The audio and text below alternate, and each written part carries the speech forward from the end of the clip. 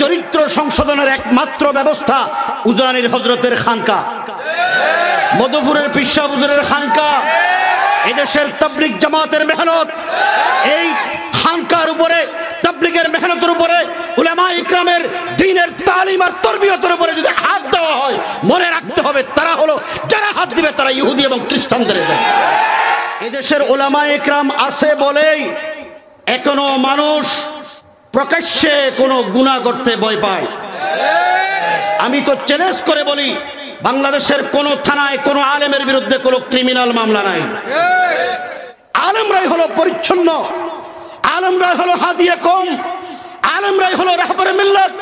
এই উলামা ইকরামের চরিত্র যদি নষ্ট করে দেওয়া যায়, উলামা ইকরামদের উপরে যদি আঘাত করা যায়, উলামা ইকরামদের সামাজিক অবস্থানকে যদি দুর্বল করে দেওয়া যায়, তাহলে এই দেশের গড়ে গড়ে ইয়াবাহর, মথর, গাঁজাহর, মাদক সেবী তৈরি হবে। তখন দেশটাও ধ্বংস হবে, তারাও তাদের আশা পূরণ হবে।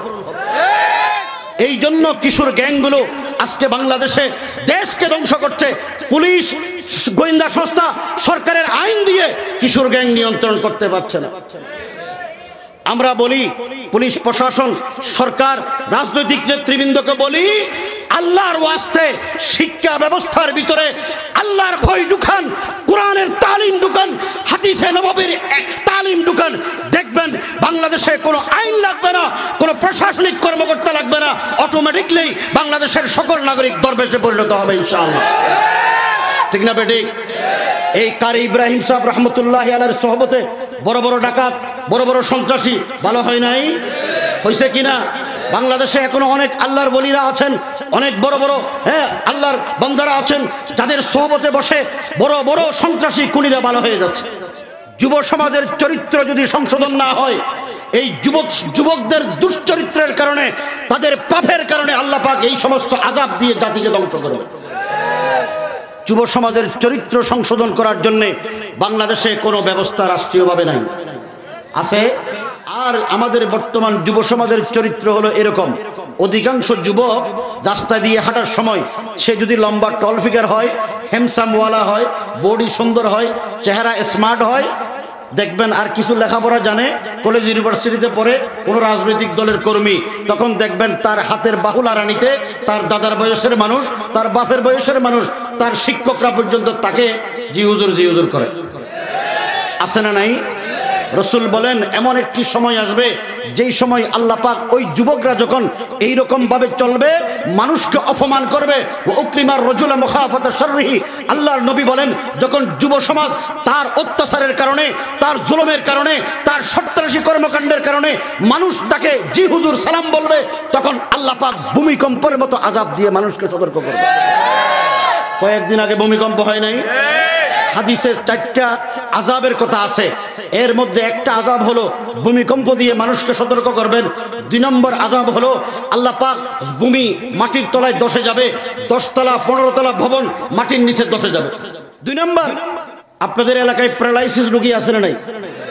একটা সুস্থ সবল মানুষ রাতে ঘুমাইছে, সকালবেলা দেখা গেল একটা অংশ অবশ হয়ে গেছে। আছে না নাই? ওমাসুন, আকৃতি পরিবর্তন হয়ে যাবে। 4 নম্বর হলো আল্লাহর রাসূল বলেন ওয়াকাসুন, আসমান থেকে বৃষ্টি বর্ষিত হবে, ঘূর্ণিবায়ুর কারণে চাষাবাদ সব নষ্ট হয়ে যাবে, বড় বড় পাথর পড়বে। পড়ছে কিনা? এই আমরা যখন জেলে ছিলাম, সমকাল পত্রিকায় দেখলাম বাংলাদেশের 2021 সালের শেষের দিকে ঘূর্ণিঝড়ের সময় 2.5 কেজি 3 কেজি ওজনের পাথর বর্ষিত হয়েছে। এই জন্য বলি, যুব সমাজের চরিত্র যদি সংশোধন না হয়, এই যুবকদের দুশ্চরিত্রের কারণে, তাদের পাপের কারণে আল্লাহ পাক এই সমস্ত আযাব দিয়ে জাতিকে ধ্বংস করবে। আমার বাড়ি চট্টগ্রাম। চট্টগ্রামে এই উপমহাদেশের শ্রেষ্ঠতম বুজুর্গানে দ্বীন, উলামায়ে কেরাম, তামাম বাংলাদেশের গ্রামে গ্রামে যাদের ছাত্ররা দ্বীনের খিদমত আঞ্জাম দিচ্ছেন, কিন্তু চট্টগ্রামের নাম না নিয়ে চাঁদপুরের নাম নিলাম কেন? আজকের এই মাহফিল একটা বুজুর্গ মাহফিল। বাংলাদেশের উল্লেখযোগ্য শিষ্য 4 জন বুজুর্গ আলেম এখানে উপস্থিত হয়েছে।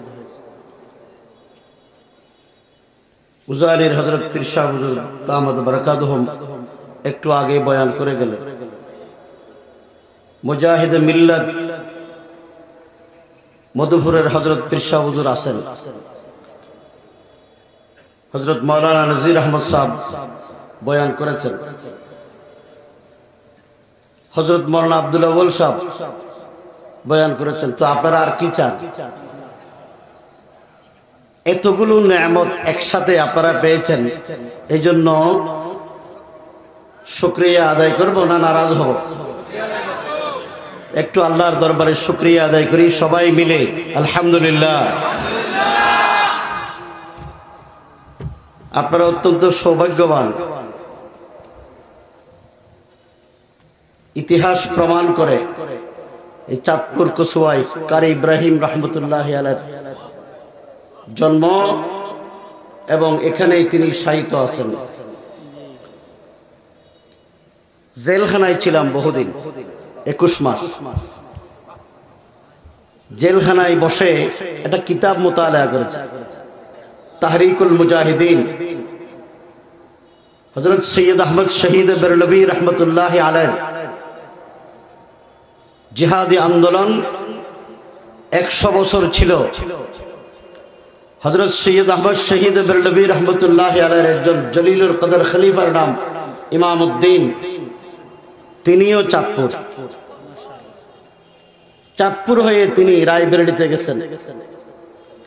চাঁদপুর স্টিমার ঘাট থেকে উঠেছেন। এটা আমি জেলখানায় পড়েছি। হযরত হাজী শরীয়তুল্লাহ রহমতুল্লাহ আলাইহ, যিনি ফরাইজ আন্দোলনের প্রবক্তা, তিনি চাঁদপুরে অনেকবার এসেছেন সৈয়দ আহমদ শহীদ বেরলভীর দাওয়াতি মিশন নিয়ে। এই চাঁদপুরের অনেক ব্যবসায়ী যারা ব্রিটিশ বিরোধী আন্দোলনে অর্থ দিয়ে সম্পদ দিয়ে সহযোগিতা করেছেন, তাদের অনেকের নাম আছে কিতাবে। বাংলাদেশের অন্য কোন জেলার এরকম নাম নাই। এবং বাংলাদেশের সবচেয়ে বেশি উলামায়ে ইকরামের উপস্থিতি হলো চাঁদপুর কসুয়া। আরেকটু জোর করে আলহামদুলিল্লাহ।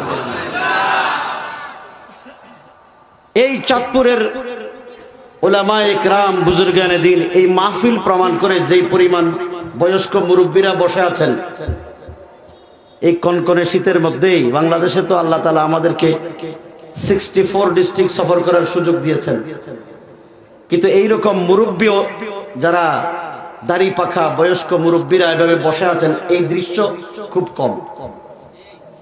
আল্লাহ তাআলা এই সমস্ত মুরব্বীদেরকে নেক হায়াত দান করুন। আজকে আমি খুব আনন্দিত। হযরত কারি ইব্রাহিম রহমতুল্লাহ আলাইহির কিতাব আমরা ছোটবেলায় মাদ্রাসায় পড়েছি, নুজহাতুল কারি। বাংলাদেশ নয়, পাকিস্তান, হিন্দুস্তান, তামাম পৃথিবীতে, সাউথ আফ্রিকা এবং পৃথিবীর সর্বশেষ রাষ্ট্র নিউজিল্যান্ড, এখানেও কারি ইব্রাহিম সাহেবের নুজহাতুল কারি পড়ানো হয়।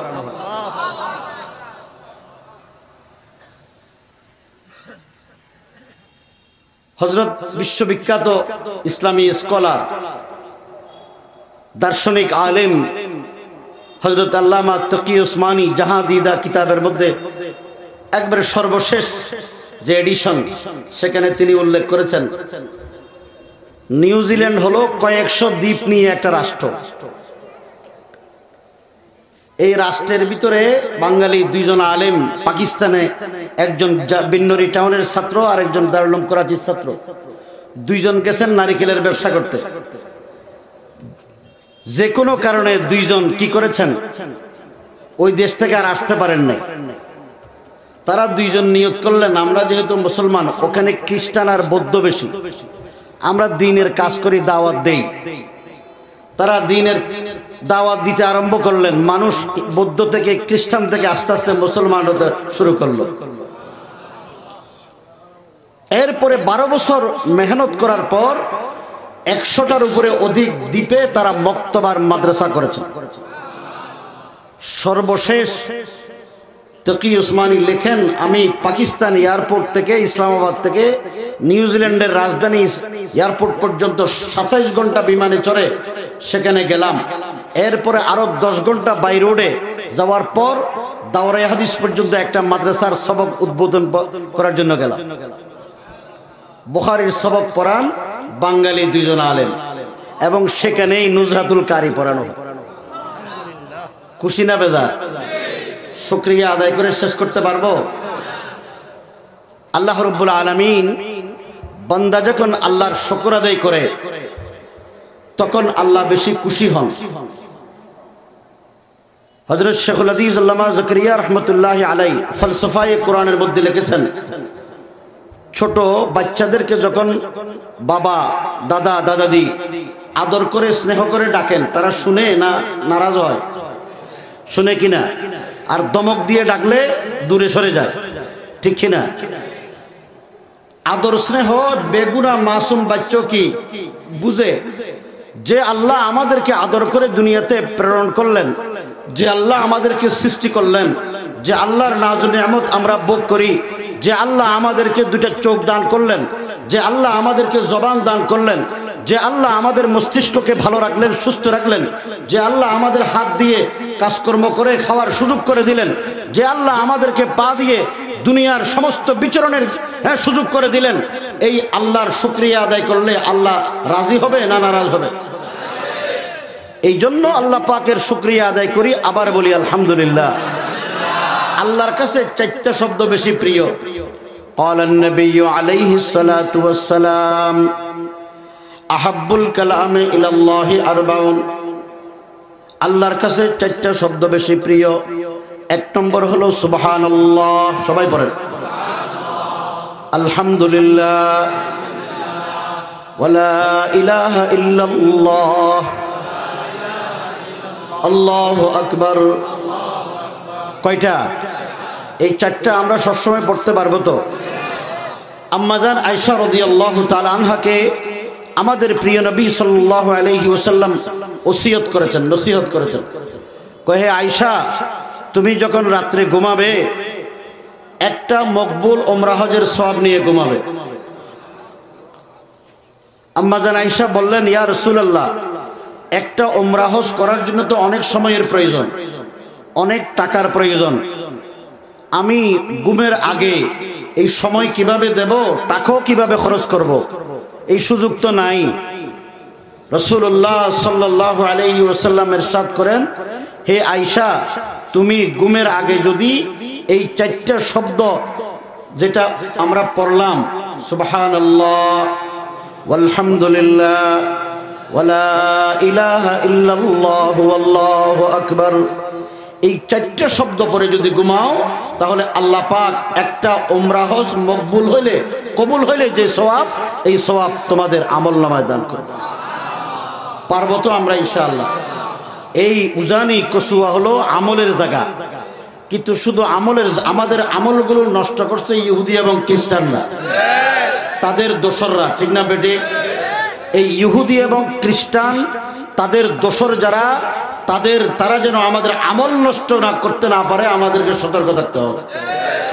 রাজি আছি না নাই? দুনিয়ার স্রোতে গা বেসে দিলে হবে না। নাস্তিকার বেঈমানরা এমন ভাবে জেকে বসছে, 2-4 বছর পরে এই দেশে ইসলামের নামও নেওয়া যাবে না। সুতরাং আমল করব, কোন বাতিলের সামনে মাথা নত করব না। এই ঈমান, এই মজবুতি রাখতে পারবো তো ইনশাআল্লাহ? কারা কারা পারবো? আল্লাহ পাক আমাদের তৌফিক দান করুন।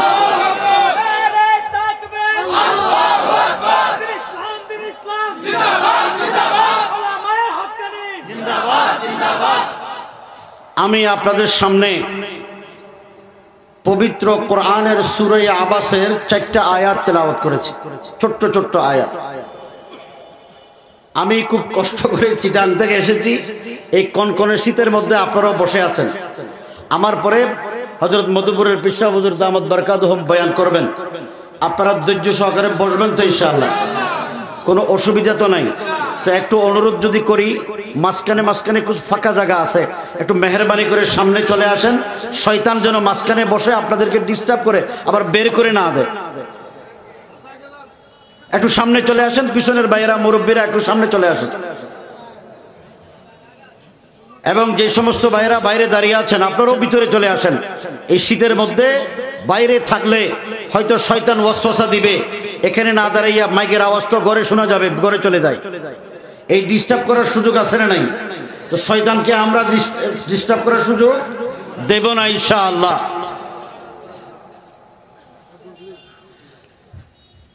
আমরা ধৈর্য সহকারে বসি। আল্লাহ পাক যদি অল্প কিছু সময় কথা বলার সুযোগ দেন, ইনশাআল্লাহ আপনাদের কাছ থেকে বিদায় নেব। আমাদের দেশে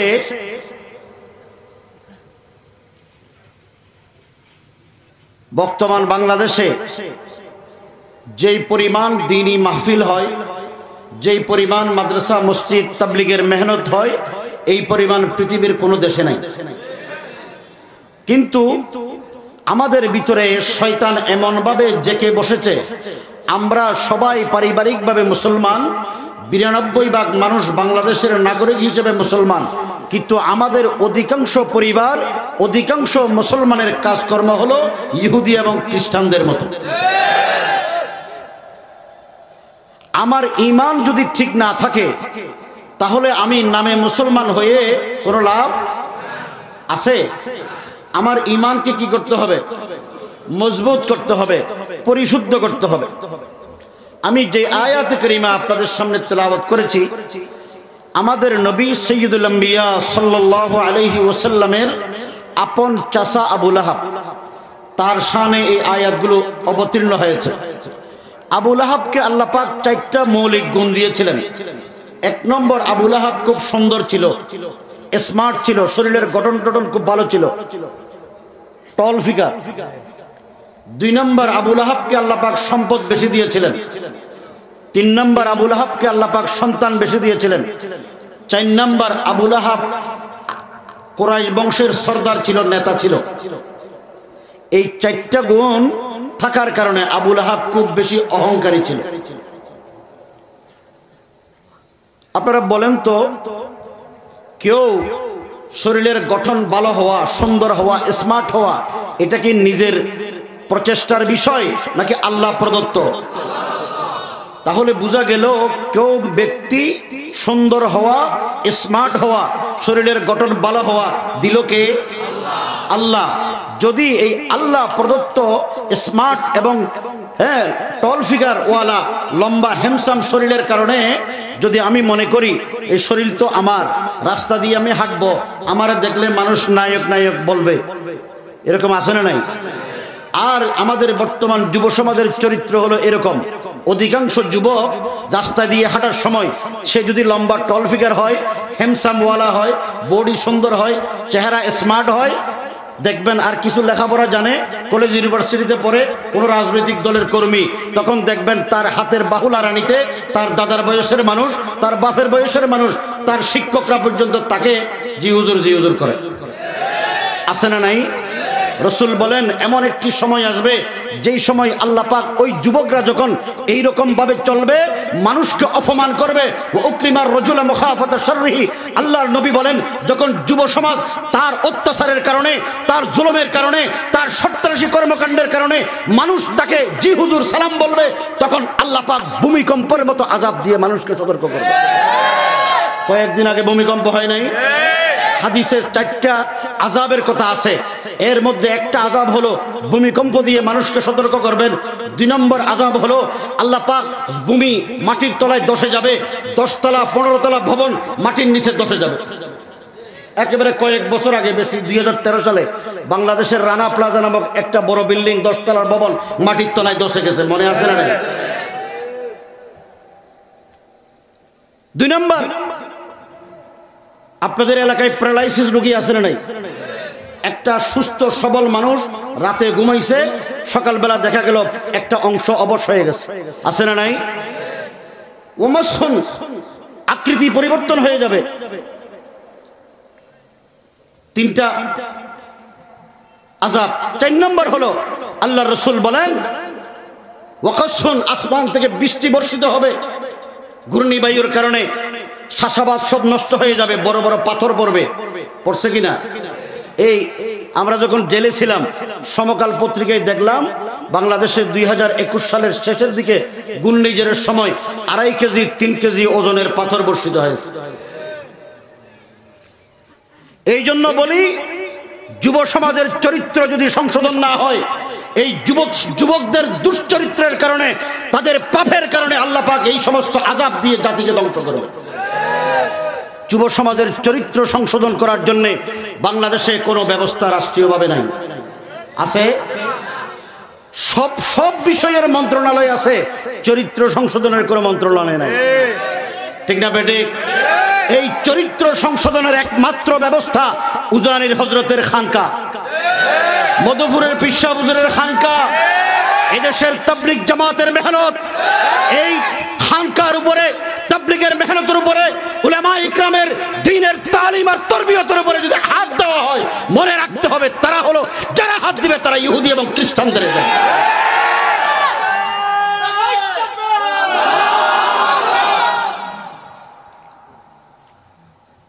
আবু লাহাব সুন্দরের কারণে অহংকার করত, মনে আছে না নাই?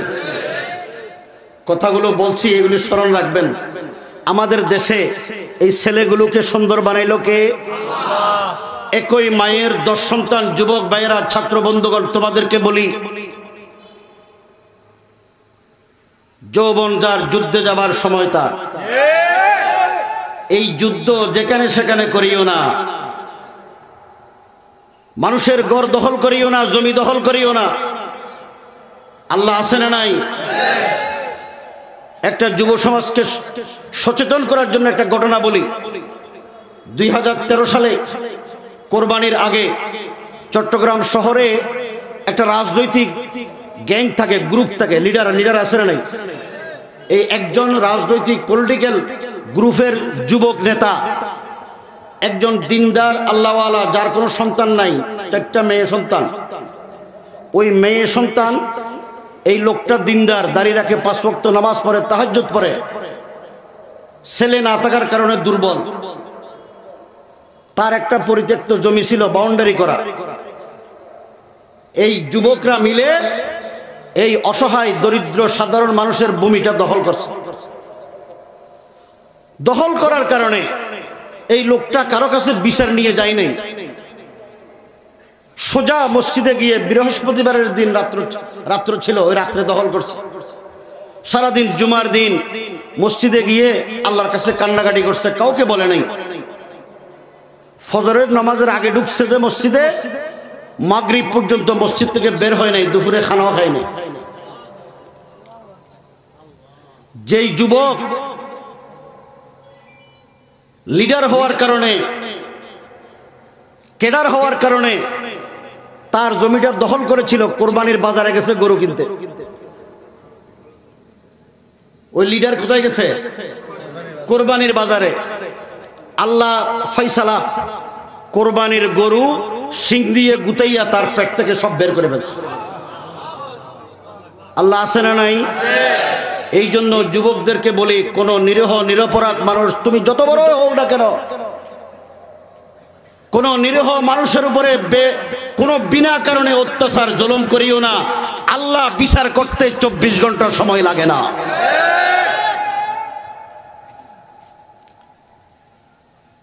তুমি যে সুন্দর, আল্লাহ যে তোমার সুন্দর বানাইলো, তোমার ল্যাংড়া বানাই নাই, তোমার কানা বানাই নাই। তোমার হাত ভালো রেখেছেন, সুস্থ রেখেছেন, সুন্দর রেখেছেন। এই হাত দিয়ে তুমি সবকিছু করতে পারো। তোমার তো দরকার সিজদায় পড়ে আল্লাহর শুকরিয়া আদায় করা। তুমি অহংকার করো কেন? যদি অহংকার করো, আবু লাহাবের যেই পরিণতি, তোমারও সেই পরিণতি। আবু লাহাব সম্পদের কারণে বড়াই করতেন। কি বড়াই করতেন? রাসূল যখন দ্বীনের দাওয়াত দিতেন, কুলু লা ইলাহা ইল্লাল্লাহ তুফলিহুন, হে দুনিয়ার মানুষ, তোমরা এক আল্লাহ ছাড়া কাউকে মাবুদ হিসেবে স্বীকার করিও না। আল্লাহ আমাদের খালেক, আল্লাহ আমাদের মালিক। এই আসমান জমিন সবকিছু আল্লাহ সৃষ্টি করেছেন।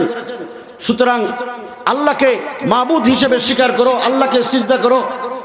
আল্লাহর দ্বীনের দাওয়াত যখন নবী দিতে গেলেন, তখন সর্বপ্রথম বিরোধিতা করেছে কে? আবু লাহাব। রাসূল সমস্ত লোকদেরকে একত্রিত করে ডাকলেন সাফা পাহাড়ের নিচে, বললেন লাবিস্তু ফিকুম উমরা, হে আরবের লোকজন, আমি দীর্ঘ 40টি বছর তোমাদের সাথে অতিবাহিত করেছি। তোমরা আমার শিশুকাল দেখেছো, আমার কৈশোর দেখেছো, আমার যৌবনকাল দেখেছো, আমার ব্যবসা দেখেছো, আমার চালচলন দেখেছো, আমার বিচার আচার দেখেছো, আমার স্বভাব চরিত্র সম্পর্কে তোমরা জানো। হাল ওয়াজাদতুমুনি সাদিকান আও কাযিবা, তোমরাই বলো আমি সত্যবাদী না মিথ্যাবাদী। আরবের সকল লোকজন বলল মা জাররাবনাকা মিরারা ফামা ওয়াজাদনাকা ইয়া মুহাম্মদ ইল্লা সাদিকান, হে মুহাম্মদ আপনি সত্যবাদী, আপনাকে ছাড়া আমরা পুরো আরব জাহানে খুঁজে দেখেছি, আপনার মতো সত্যবাদী আর কাউকে আমরা পাইনি। সমস্ত মানুষ বলল। আর আবু লাহাব বলল তাব্বাল্লাকা লিহাযা জামাতানা, তুমি মুহাম্মদ এই জন্য আমাদেরকে এখানে একত্রিত করেছো, তুমি ধ্বংস হও। এখন আবু লাহাব তো বললাম, আবু লাহাব তো আসল নাম নয়। আবু লাহাবের প্রকৃত নাম হলো আব্দুল উজ্জা। কি নাম? আব্দুল তো গোলাম, উজ্জা হলো তাদের একটা বুত, মূর্তি। তাহলে যদি তর্জমা করি তাহলে বলা হবে উজ্জা মূর্তির গোলাম। কার গোলাম? আসলে আবু লাহাব কি মূর্তির গোলাম না আল্লাহর গোলাম? আবু লাহাবরে বানাইলো কে? আল্লাহ।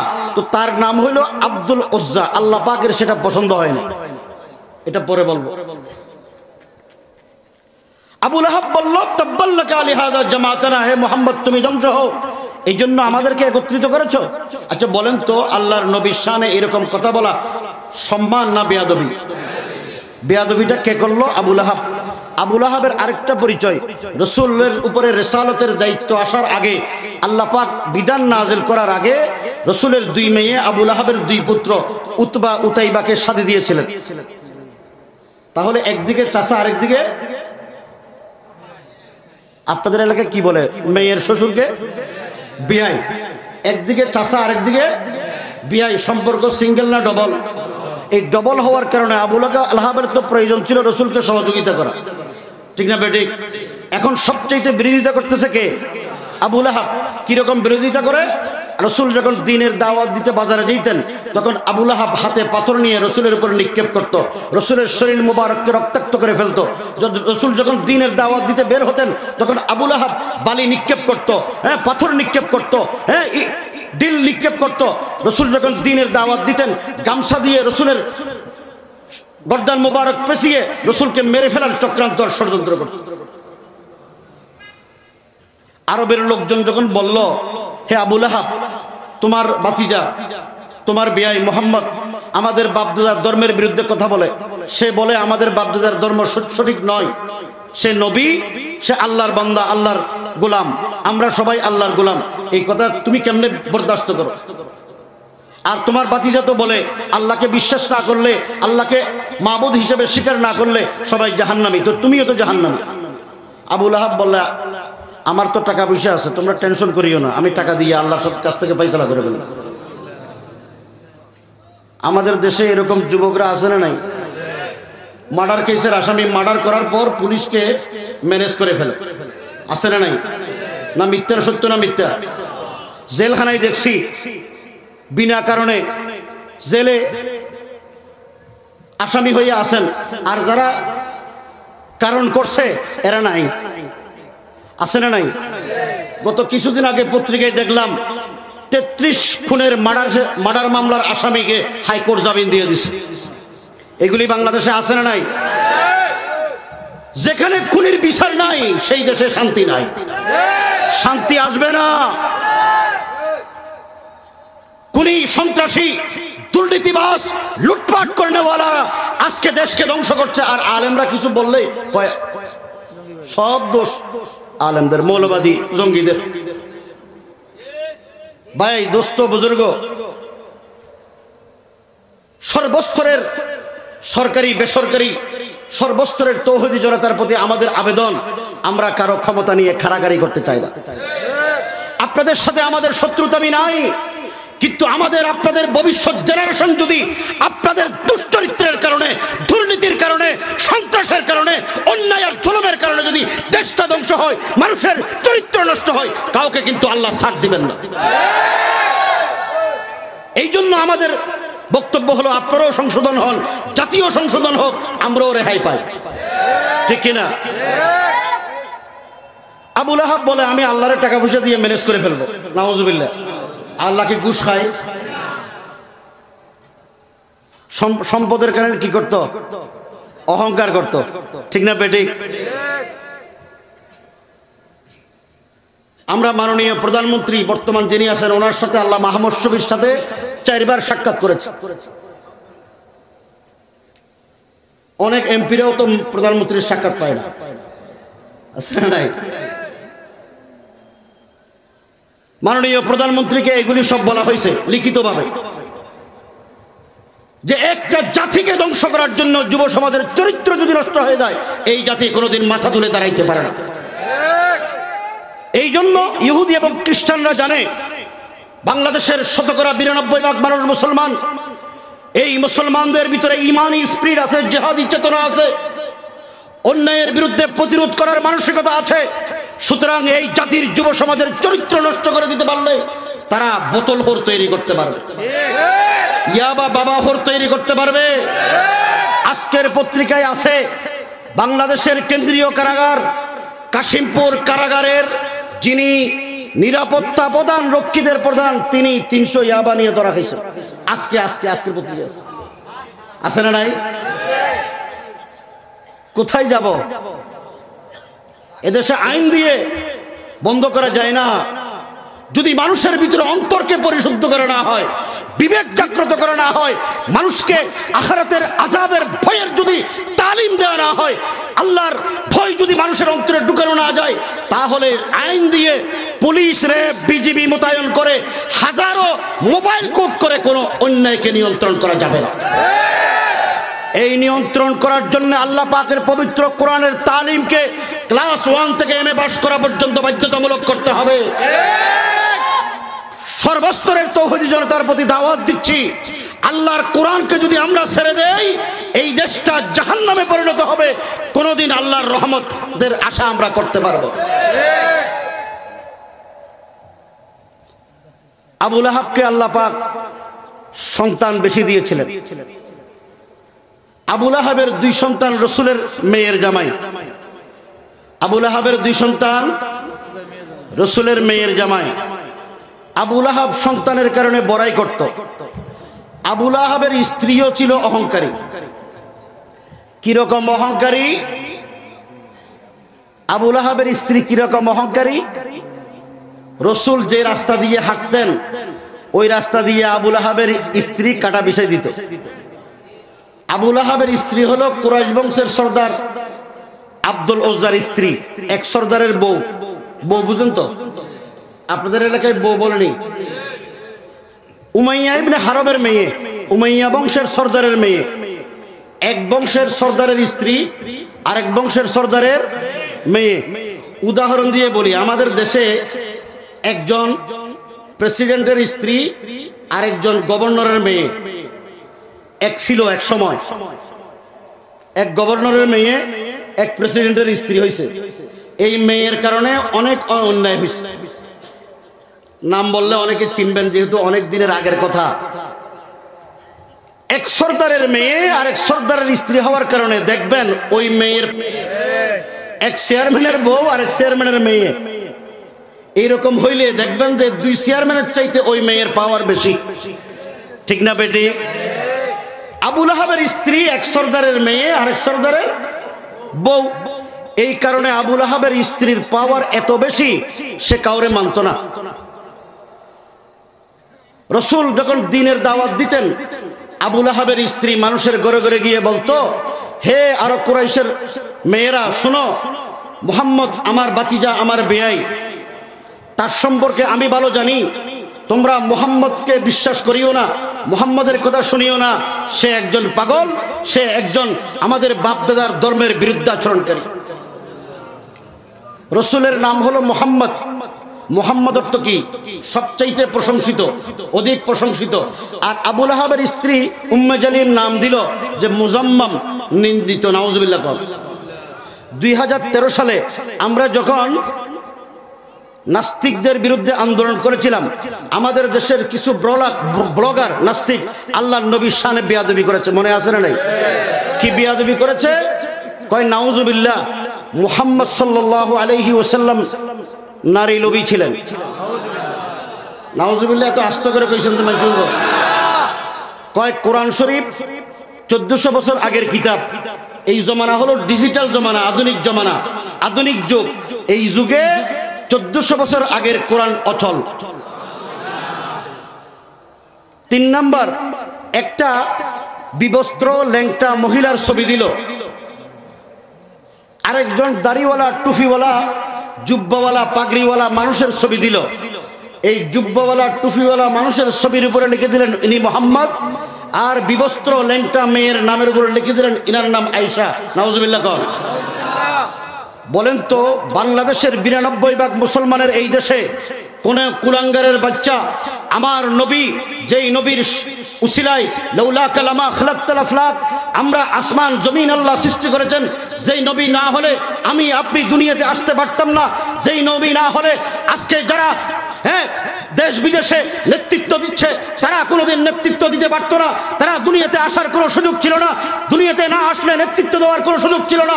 সেই নবীর উসিলায় যারা আজকে নাজ নিয়ামত ভোগ করছো, তাদের সন্তানরা যদি আল্লাহর নবীর শানে বেয়াদবি করে, কোন উম্মতে মুহাম্মদী নীরব করে বসে থাকতে পারে?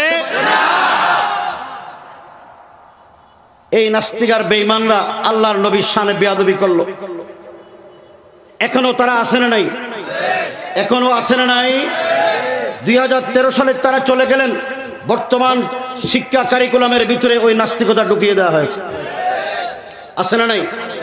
এই শিক্ষা ব্যবস্থার মাধ্যমে আমার আপনার সন্তান, এদেশের সরকারি দল, এদেশের বিরোধী দল, এদেশের কৃষক, শ্রমিক, মেহনতি মানুষ, শ্রমজীবী মানুষ, সরকারি আমলাদের সন্তানগুলো দিনী শিক্ষা অর্জন করতে পারে না।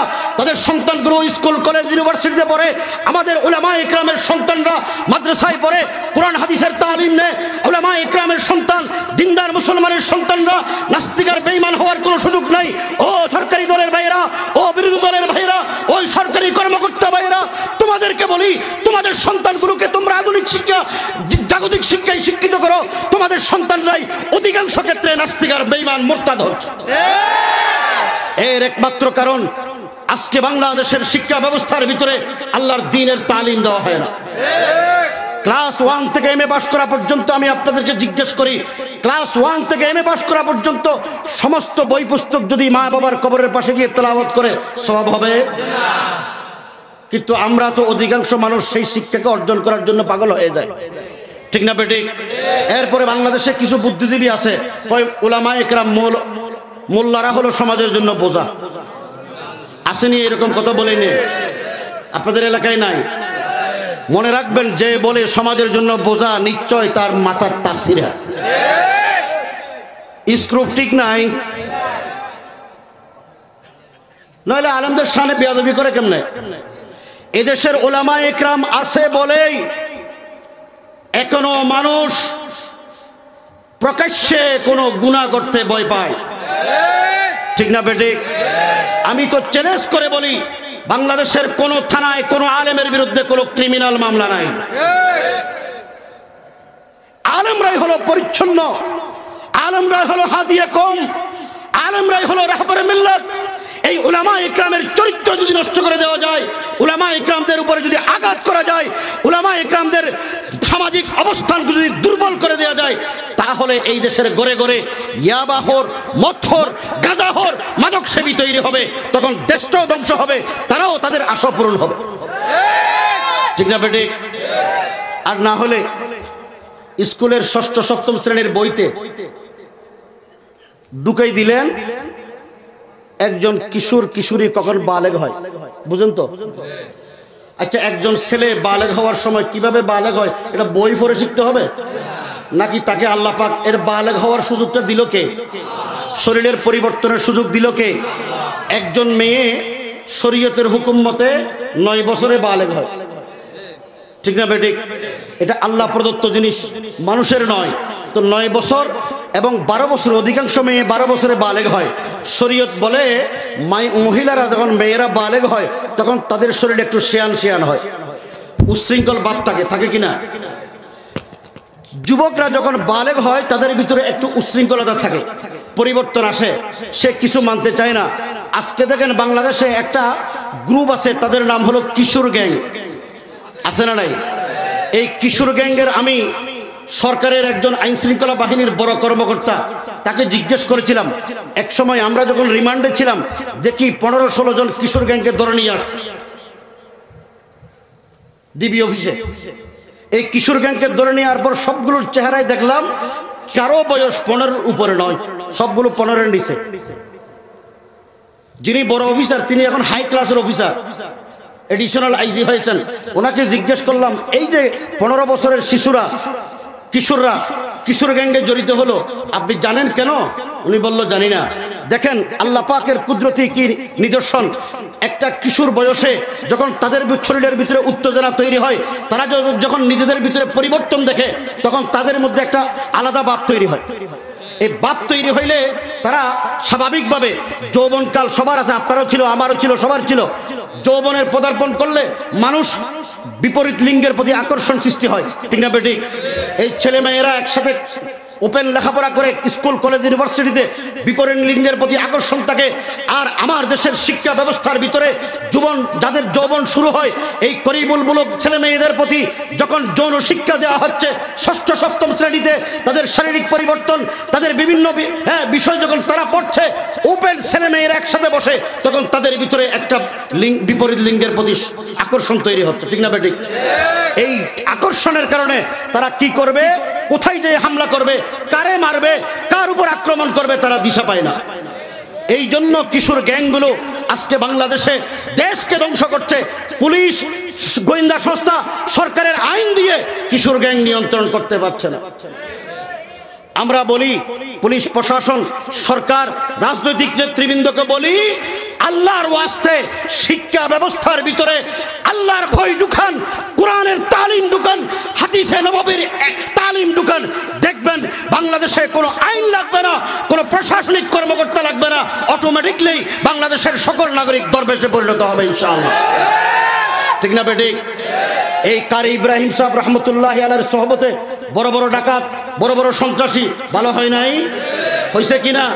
বাংলাদেশে এখনো অনেক আল্লাহর ওলিরা আছেন, অনেক বড় বড় আল্লাহর বান্দারা আছেন, যাদের সোহবতে বসে বড় বড় সন্ত্রাসী খুনিরা ভালো হয়ে যাচ্ছে। পটিয়া মাদ্রাসার নাম তো শুনেছেন।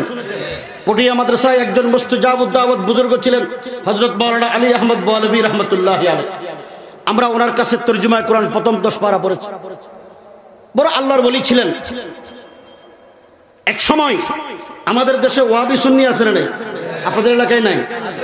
আমি একটা অনুরোধ করব, মুসলমান ভাইরা, এই ইখতিলাফ এখন করার টাইম নাই। ইহুদি খ্রিস্টানরা আমাদেরকে লাঠি দিয়ে পিটাচ্ছে। ফিলিস্তিনের মুসলমানদের দিকে দেখেন।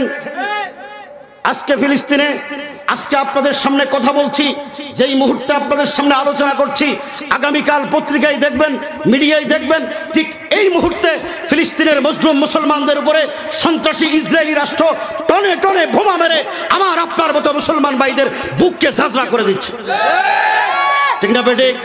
সুতরাং আল্লাহ পাক এইরকম পরিস্থিতির সম্মুখীন আমাদেরকে করে নাই। আল্লাহর নেয়ামতের শুকরিয়া আদায় করতে হবে। আল্লাহর নেয়ামতের শুকরিয়া আদায় না করলে, হে মুমিন মুসলমান ভাই ও বন্ধুগণ, সর্বস্তরের মুসলমানদের বলি, ইখতিলাফ করার সময় এখন নয়। আগে মুসলমান ভাইয়েরা ঐক্যবদ্ধ হই, পরে ইহুদি এবং খ্রিস্টানদের দালালদেরকে দৌড়ানোর পর আমরা ভাইয়ে ভাইয়ে ঝগড়া করবো ইনশাআল্লাহ। রাজি আছি তো? রাজি আছে?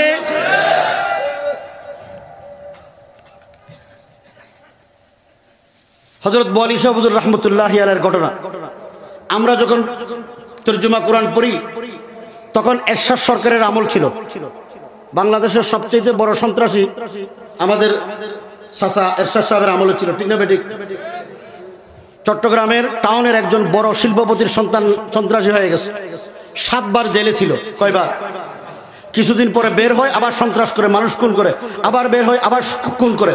তার বিরুদ্ধে 50-এর অধিক মামলা হয়েছে, খুব নাম করা। তার বাবা ছিল বেরলভী আকীদায় বিশ্বাসী। তিনি তো কারি ইব্রাহিম শাহ হুজুর রহমতুল্লাহর অনুসারী দেওবন্দীদেরকে কাফের মনে করেন। কিন্তু তার এক বন্ধু বলছে যে পটিয়া মাদ্রাসায় একজন বড় বুজুর্গ আছে, তোমার সন্তান তো 7 ভাই জেলে গেল, তুমি তারে আইন দিয়া কিছু করতে পারলা না, বুঝাইও পারলা না, একটা কাজ করো, ওনাকে বলি শাহ হুজুরের কাছে নিয়ে যাও। তো সন্তান ভালো করার জন্য কোনো কাফেরের কাছে যেতে বললো তো যাবে, যায় কিনা? বাবা যাবে না? উনি বা দিলে না খাস্তা হযরত বলি শাহ হুজুরের কাছে নিয়ে গেলেন। আমাদের চোখের দেখা ঘটনা। উনি যখন আসছে মাদ্রাসায় একটা হইচই পড়ে গেছে যে বড় সন্ত্রাসী খুনি আসছে, এর নিয়ে আসছে। ছাত্র হিসেবে আমরা উৎসুক হয়ে ওনার কাছে হুজুরের রুমের সামনে গেলাম। আসরের নামাজের পরে বসাইলেন হুজুরের সামনে। তার বাবা বড় শিল্পপতি, উনি আদ্যবান্ত বললেন কি করতেন এই ছেলে। 40-45 মিনিট বুঝানোর পর মাগরিবের টাইম হয়ে গেছে। হযরত বলি শাহ হুজুর রহমতুল্লাহি আলাইহি হুজুরের ডান হাত এইভাবে মাথায় দিয়েছেন, ওই সন্ত্রাসীর মাথায় এভাবে ধরার পরে বললেন, তোমাকে আল্লাহর উপর হওয়ালা করলাম। কার উপর? এই লোকটা চলে গেলেন। লম্বা কোনো দোয়াও দেয় নাই, ফুও দেয় নাই, শুধু মাথায় হাত দিছেন আর বললেন, তোমার আল্লাহর উপর হওয়ালা করলাম। ওনার সাথে আমার 2005 সালে মক্কা শরীফ দেখা হয়েছে। দেখি তাওয়াফ করার সময় এই লোকটা তাওয়াফ করতেছে, চেহারা ওর মতো লাগে। আমরা আরো কয়েকজন চিটাগের মানুষ জিজ্ঞেস করলাম, এই লোকটা তো অমুক মনে হয়। আমরা কথা বলতে বলতে চিটাগের ভাষায় বলি তো, সে পিছন দিকে তাকাইছে। তাকানোর পর আমরা আরো কনফার্ম হয়ে গেলাম, সালাম বিনিময় করলাম। তারে জিজ্ঞেস করলাম, আপনি তো অমুক। আপনি আমারে চিনলেন কিভাবে? কাহিনী বড় লম্বা। উনি আমাদেরকে বললেন, আমরা জিজ্ঞেস করলাম, আপনি এইভাবে পরিবর্তন হইলেন কিভাবে? তারা তো কিভাবে পরিবর্তন হয়েছে একটা ঘটনা আমাদের চোখের সামনে। সে আমাদেরকে এক পাশে নিয়ে গিয়ে বাবা উম্মাহানিতে বসে খেজুর খাওয়াইলেন, জমজমের পানি খাওয়াইলেন। এরপরে বললেন, আমার একটা ঘটনা আছে, আমি তো বড় সন্ত্রাসী ছিলাম। আমরা বললাম, আপনারা আমরা ভালো করেছি, তো আপনি এভাবে পরিবর্তন হইলেন কিভাবে? আমার আব্বা আমাকে 1987 সালে পটিয়া মাদ্রাসার বলি শাহ হুজুরের কাছে নিয়ে গেছিলেন। তো হুজুরের কাছে অনেকক্ষণ বসার পর হুজুর আমার মাথার উপর হাত দিছিলেন। হুজুর যখন আমার মাথায় হাত দিছেন, আমার মনে হয়েছে মাথা থেকে পা পর্যন্ত ইলেকট্রিক শক দিলে যেরকম শরীরের ভিতরে কম্পন সৃষ্টি হয়, আমার পুরো শরীরের ভিতরে কম্পন সৃষ্টি হয়। এরপরে আমি ওখান থেকে নিয়ত করেছি, এই বুজুর্গ যেহেতু আমার শরীরের হালত এভাবে হয়েছে, ওনার সাথে ওয়াদা করেছি আর কোনোদিন সন্ত্রাসী করব না। যদি বাইরে গিয়ে করে তাহলে আমার জীবন শেষ। আমি ওখান থেকে তওবা করে আমার আব্বা ইন্তেকালের পর আমি মক্কা শরীফ চলে এসেছি। আমি আল্লাহর কাছে প্রতিদিন দোয়া করি, আল্লাহ যেন আমাকে সন্ত্রাসী অতীতে যা কাজ করেছে এগুলির থেকে যেন মাফ করে দেয়। তো আমি জিজ্ঞেস করলাম যে আপনি তো অনেক লোকের সম্পদ নষ্ট করেছেন, টাকা পয়সা নিয়েছেন, এগুলি কি করেন? আমি যেগুলি স্মরণ আছে সবগুলো টাকা পয়সা প্রত্যেক মানুষের কোষ নিয়ে নিয়ে তাদের কাছ থেকে তাদের পরিবারের আত্মীয় স্বজনের কাছে পাঠাই দিই। ঠিক না বেঠিক? এই জন্য বলি, যুবক ভাইরা, আল্লাহর ওয়াস্তে কোনোদিন মানুষের উপরে জুলুম করবে না। আল্লাহ পাক যদি তোমার উপর অসন্তুষ্ট হয়, দুনিয়াতে তোমাকে রেহাই করার কোনো সুযোগ নাই। আবু লাহাবকে আল্লাহ পাক সন্তান বেশি দিয়েছিলেন। সন্তান বেশি হওয়ার কারণে আবু লাহাব অহংকারী ছিল। কথা বুঝেছেন তো? আবু লাহাবকে আল্লাহ পাক সুন্দর বানিয়েছিলেন, সুন্দরের কারণে আবু লাহাব অহংকারী ছিল। আবু লাহাবকে আল্লাহ পাক সম্পদ বেশি দিয়েছিলেন, সম্পদের কারণে অহংকারী ছিল। আবু লাহাবকে আল্লাহ পাক সন্তান বেশি দিয়েছিলেন, সন্তানের কারণে অহংকারী ছিল। আবু লাহাবকে আল্লাহ পাক কুরাইশের নেতা বানিয়েছিলেন। মনে আছে না নাই? নেতা হওয়ার কারণে, সর্দার হওয়ার কারণে অনেক সময় মানুষ কি হয়? অহংকারী হয়। এই অহংকারের শাস্তি কি? আল্লাহ পাক সুবহানাহু ওয়া তাআলা আবু লাহাবকে বানায়। আবু লাহাবের নাম ছিল আব্দুল উজ্জা। আবু লাহাবের প্রকৃত নাম কি? আব্দুল উজ্জা। আব্দুল উজ্জা নাম, আব্দুল উজ্জা মনে আছে না নাই? তাহলে উজ্জাবুতের গোলাম। কিন্তু আবু লাহাব কার গোলাম? জোরে কর না। আল্লাহর গোলাম। আল্লাহর গোলাম হওয়ার কারণে তার তো আল্লাহর প্রতি সম্মান শ্রদ্ধা, আল্লাহর প্রতি শুকরিয়া আদায় করার দরকার ছিল। সে অহংকার করত। অহংকার করার কারণে আল্লাহ রব্বুল আলামিন সে রসুলকে বলেছেন তাব্বাল্লাকা আলিহাদা জামাতানা, হে মুহাম্মদ তুমি ধ্বংস হও। আল্লাহ তাআলার সহ্য হয়নি। কি হয় নাই? আল্লাহ পাক সাথে সাথে সূরা লাহাব নাযিল করলেন। কি বললেন? তাব্বাত ইয়াদা আবি লাহাবি ওয়া তাব্বা মা আগনা আনহু মালুহু ওয়া মা কাসাব সায়াসলা নারান যাতা লাহাব ওয়া ইমরাআতুহু হাম্মালাতাল হাতাব। আসেনি কোরআন শরীফে? আবু লাহাব বলতো, অহংকার করত তার সুন্দরের কারণে। কিরকম সুন্দর ছিল? লাহাবুন হতো, আগুন যখন দাউ দাউ করে জ্বলে তখন দেখবেন আগুনের উপরে একটা কালার হয়, এই কালারটা গোল্ডেন বর্ণের রঙের হয়, ঠিক না বেঠিক? আবু লাহাবের চেহারার রং সেই রকম গোল্ডেন বর্ণের ছিল। এই গোল্ডেন বর্ণের বানাইলো কে? আল্লাহ। আবু লাহাবের নাম হলো আব্দুল উজ্জা। আল্লাহ পাকের সেটা পছন্দ হয় নাই। আল্লাহ ডাকার সময় বলল, যেই রং দিয়ে যেই সৌন্দর্য দিয়ে আল্লাহ সৃষ্টি করেছেন সেই রকম আল্লাহ পাক ডাক দিলেন তাব্বাল্লাকা আলিহা তাব্বাত ইয়াদা আবি লাহাব, হে আবু লাহাব তোর হাত, দুই হাত ধ্বংস হোক। নারায়ে তাকবীর। হযরত মধুপুরের পিসা হুজুরের আগমন, শুভেচ্ছার স্বাগতম। হযরত তশরিফ এনেছেন, আমি কথা লম্বা করব না। কথা মনে আছে না নাই? আল্লাহ রাব্বুল আলামিন আবু লাহাবকে অহংকার করার কারণে কেমন শাস্তি দিলেন এই কথাটা বলে শেষ করছি।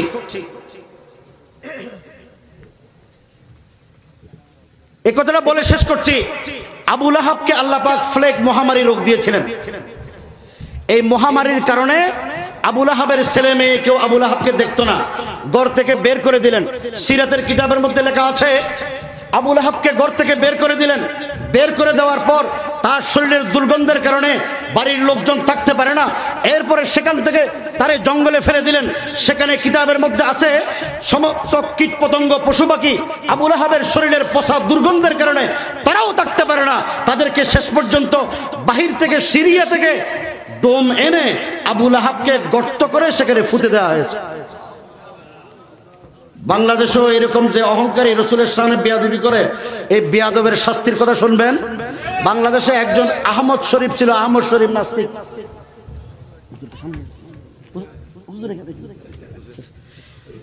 এই কথাটা বলে শেষ করছি। ঢাকা বিশ্ববিদ্যালয়ের শিক্ষক ডক্টর আহমদ শরীফ নাস্তিক। এখানে অনেক শিক্ষিত লোকেরা ছিলেন। আহমদ শরীফ রসুলের শানে বেয়াদবি করেছে, আহমদ শরীফ আল্লাহর শানে বেয়াদবি করেছে, আহমদ শরীফ কোরআনের বিরুদ্ধে কথা বলেছে, আহমদ শরীফ পর্দার বিরুদ্ধে কথা বলেছে, আহমদ শরীফ আলেম উলামাদের বিরুদ্ধে কথা বলেছে।